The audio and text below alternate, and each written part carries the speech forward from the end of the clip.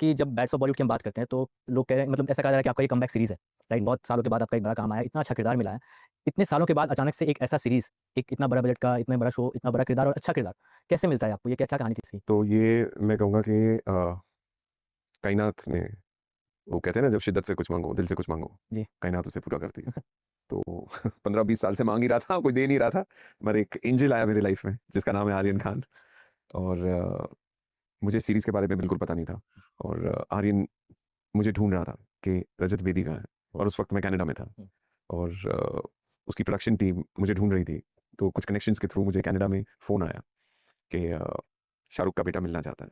मैं तो पहले वहीं गिर गया। मैंने बोला, हैं? शाहरुख का बेटा मिलना चाहता है? मैंने बोला, ये क्या बात हुई? तो वैसे मेरा शाहरुख भाई के साथ बहुत जी, प्यार भी है, और शाहरुख भाई के साथ मैंने काम भी किया जी। है। Not as an actor, hmm. But जब मैं 18 साल का था तब मैं रमेश सिप्पी को असिस्ट कर रहा था। जी, ज़माना और दीवाना। ज़माना दीवाना हुँ, फ़िल्म थी, तो शाहरुख, रवीना, हुँ, शत्रुघ्न जी, अनुपम खेर। हुँ।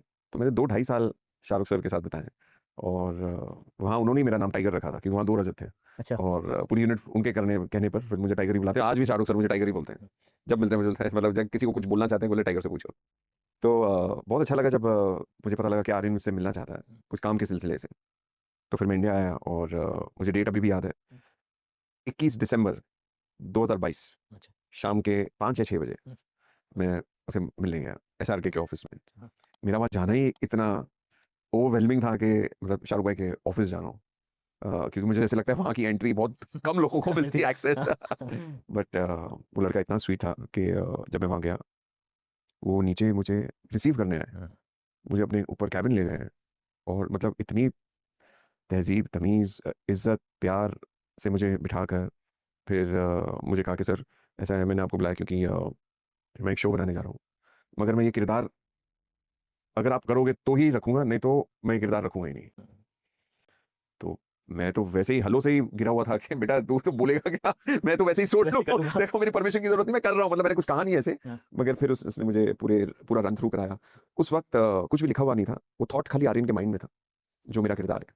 और वो 3 दिन से तैयारी कर रहा था कि जब रजत सर मिलेंगे तो मैं क्या पिच करूँगा रजत सर को, क्योंकि मैं चाह रहा हूँ कि रजत सर करें, क्योंकि वो ये बहुत उसका सबसे दिल के अगर क्लोज़ कोई किरदार है, वो जरज सक्सेना है अच्छा। इस शो में।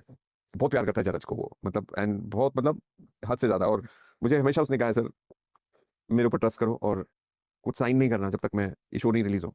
और मुझे कहा, हर बार कहा कि शो के बाद देखना क्या होता है।